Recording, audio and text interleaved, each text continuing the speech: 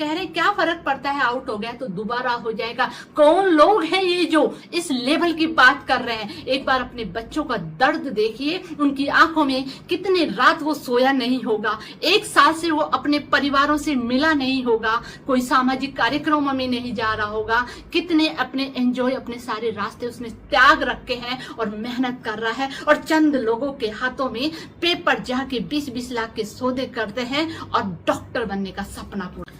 आपका बच्चे का नीट में सिलेक्शन नहीं हुआ, आपका बच्चा बहुत होशियार था, 12th में अच्छे स्कोर किया, 10th में अच्छा स्कोर किया था और टेस्ट सीरीज में भी अच्छा स्कोर कर रहा था, फिर फाइनल में ऐसा क्या हुआ कि आपका बच्चा कर ही नहीं पाया।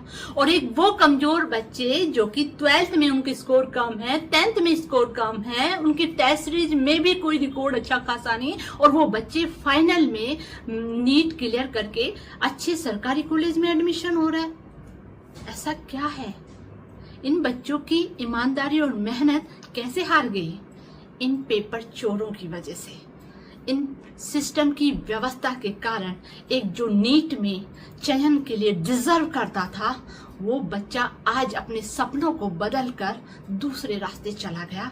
क्यों? क्योंकि वो 4 साल से उन लोगों को नहीं हरा पाया जिनके हाथों में पेपर जा रहे थे, जो कि 600 प्लस स्कोर लाकर भी उसे अच्छा कॉलेज नहीं मिल पा रहा था।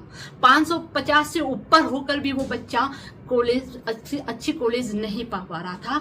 तो उसने अपने सपने बदल लिए, और सपने उसके साथ उसलिए नहीं बदले कि उसके नंबर कम थे, उसकी मेहनत में कोई कमी थी, उसकी ईमानदारी में कोई कमी थी, बल्कि इस सिस्टम के भरोसे के टूटने के कारण उसके सपने बदल गए, उसके रास्ते बदल गए, और एक आत्मा में कहीं ना कहीं दर्द छुप गया। उनकी आंखों में दर्द दिखता है कि वो इतने डिजर्व होते हुए भी, होशियार बच्चे होते हुए भी, दिन रात मेहनत करते हुए भी उनके सपने की वो जीत नहीं कर पाए जिसके वो वास्तविक हकदार थे। और वो लोग जीत गए जिनके स्कोर कम चल रहे थे, मार्क्स कोई अच्छा स्कोर नहीं कर पा रहे थे, फिर भी वो फाइनल पेपर में जीत गए क्योंकि पेपर उनके हाथों में था और पेपर रट कर वो डॉक्टर बन गए। तो दर्द उठता उन बच्चों के कि कैसा ये सिस्टम की व्यवस्था है, कैसी ये व्यवस्था है, कैसे ये लोग इस लचर व्यवस्था को खींचे जा रहे हैं, और इसका कोई जिम्मेदार नहीं है कि लाखों विद्यार्थियों के साथ छल कपट हो रहा है। और लोग कह रहे हैं क्या फर्क पड़ता है, आउट हो गया तो दोबारा हो जाएगा। कौन लोग हैं ये जो इस लेवल की बात कर रहे हैं? एक बार अपने बच्चों का दर्द देखिए, उनकी आंखों में कितने रात वो सोया नहीं होगा, 1 साल से वो अपने परिवारों से मिला नहीं होगा, कोई सामाजिक कार्यक्रमों में नहीं जा रहा होगा, कितने अपने एंजॉय, अपने सारे रास्ते उसने त्याग रखे हैं और मेहनत कर रहा है, और चंद लोगों के हाथों में पेपर जाके 20-20 लाख के सौदे करते हैं और डॉक्टर बनने का सपना पूरा करते हैं। तो दुख होता है इस व्यवस्था पर।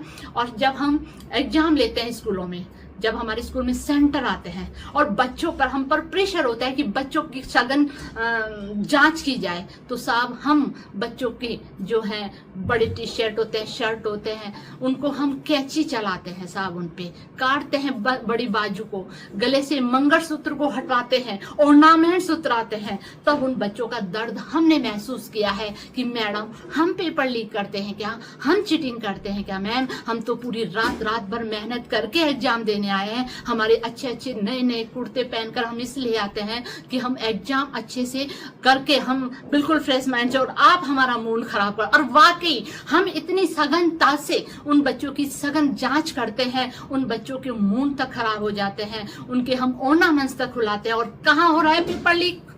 कौन लोग करते हैं पेपर लीक? और हम किन पर प्रेशर बनाते हैं? सेंटर पर, उन बच्चों पर जिनको ये भी नहीं पता कि पेपर कहाँ लीक हो रहा है। क्या करते हैं हम, क्या करें हम? और पेपर एक ही झटके में रद्द। और पिछली वाली नीट भी क्लीन नहीं है, पिछली वाली नीट में भी पेपर लोगों के हाथों में गए हैं।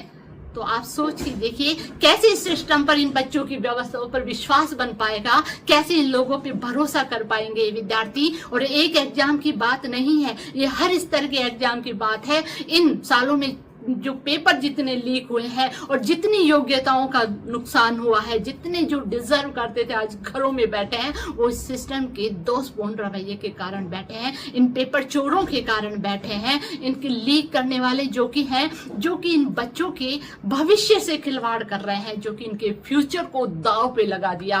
तो इसका सवाल और इन बच्चों के हमदर्द में कौन खड़ा होगा? इन बच्चों के दर्द को कौन समझेगा, जिनके पिछले 4 साल से वो अपना सिलेक्शन नहीं ले पाई मेहनत करके? तो कौन मेहनत पे विश्वास करेगा? कौन इन चीजों में आगे आएगा? तो ये सवाल, अहम मुद्दे छोड़ते हैं। मैं अध्यापिका होने के नाते ये सवाल उठाती हूँ कि इन बच्चों का भरोसा कैसे जीतोगे?